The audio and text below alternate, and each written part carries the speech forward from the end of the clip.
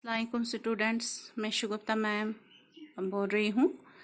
तो आज मैं आपको 10th क्लास को जो आज पढ़ाना चाह रही हूँ वो है नज़्म रामचंद्र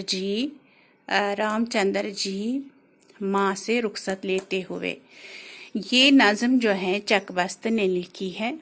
तो यहाँ पे जो नज़्म लिखी गई है, रामचंद्र जी जब माँ से रुखसत लेता है कहाँ जाने के लिए, पहले इसके बारे में मैं थोड़ा सा आपको बताऊंगी कि रामायण जो है पहले संस्कृत में लिखी गई, जो लिखा है वाल्मीकि ने। उसके बाद रामायण जो है हिंदी में लिखी गई, जो तुलसीदास ने लिखी थी। तो यहाँ पे रामचंद्र जी जो है क्यों वनवास जाते हैं, क्यों माँ से रुखसत लेते हैं, क्या वजह है। कहते हैं कि राजा दशरथ जो थे, उसकी बीवी जो थी, उसने, वो सौतेली माँ थी रामचंद्र जी की। तो उसने एक बार ये बादशाह की जान, राजा की जान बचाई थी। तो उसके बदले में उसने उसको, राजा ने उसको इनाम देने की बात की। लेकिन उसकी बीवी जो है वो बोलती है कि मैं एक दिन आपको इसके लिए कुछ मांगूंगी। तो फिर वो कहती है इसको, राम जो है तुम्हें वादा करना होगा कि मुझे वो इनाम में क्या चाहिए। रामचंद्र जी जो है वो 14 साल के लिए उसको जंगल में भेजा जाए, जहाँ पर वो 14 साल रहे।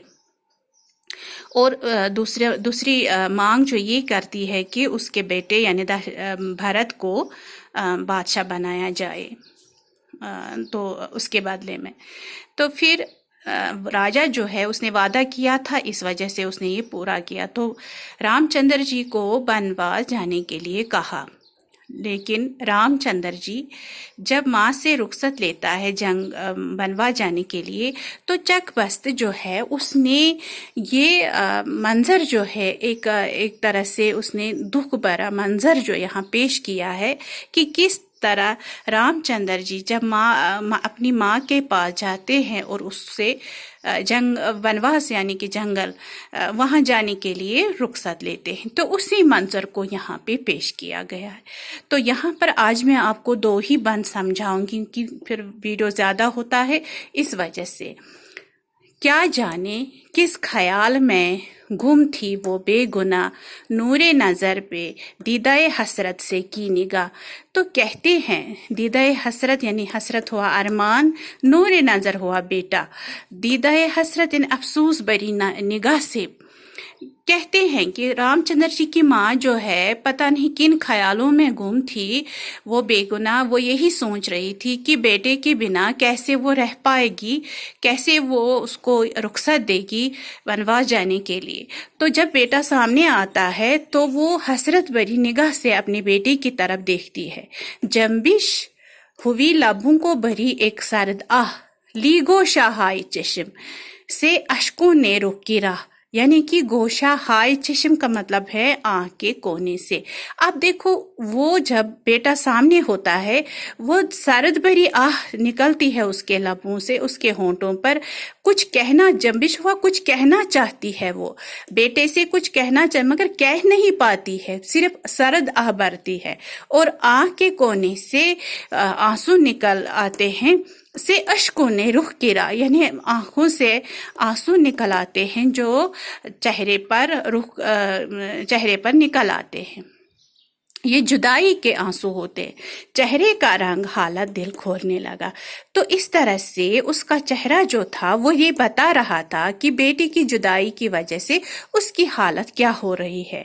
हर मोए तन जुबान की तरह बोलने लगा। मोए तन हुआ बदन की बाल। तो ऐसा लगता था जैसे दुख जो है, उसकी माँ को जो दुख थे वो उसके हर अंग से पता चलता था। जुबान से अगर वो कुछ नहीं बोलती थी, लेकिन हर तरह से उसका वो तन जो है वो बोल रहे थे कि बेटे की जुदाई की वजह से उस पर क्या गुजर रही थी। आखिर ऐसेरी आस का कुफल दहन खुला, कुफल हुआ ताला, दहन यानी मुंह का ताला। असीर कहते हैं कैदी को, اے سیریاس، تو اس طرح سے نا امیدی جس کو کہتے ہیں. تو آخرکار یہ مایوسی جو ہے، دکھ جو ہے، اس کا دروازہ کھل گیا اور وہ کچھ کہنا چاہ رہی تھی. واہ تھا، واہ ہوا کھلنا، دہانی زخم، زخم کا منہ جو ہے زخم بولنے لگا کہ باب سخن کھلا. باب کہتے ہیں دروازے کو. ایک دفتر مظالم چرخ کہن کھلا. چرخ کا مطلب یہاں آسمان ہے، کہن ہوا پرانا. یعنی کہ یہاں پہ کہتے ہیں کہ وہ جو بولنا چاہتی ہے آخرکار اس کا جو منہ کا تالا جو ہے وہ کھلنے لگا اور وہ کچھ کہنا چاہ رہی تھی. اس کا دروازہ جو ہے، بات کرنے کا جو دروازہ جو ہے وہ کھل رہا تھا، کچھ کہنا چاہ رہی تھی، زبان سے کچھ کہنا چاہ رہے تھے. وہ زبان پر جو کچھ کہنا چاہ رہی وہ زخم جیسے ٹپک رہے تھے جو وہ بولنا چاہتی تھی.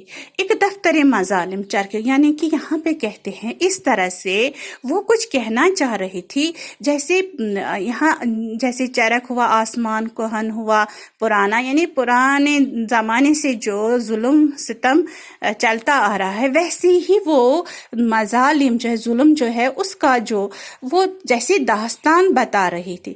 افسانہ شداری رنج و سخن کھلا.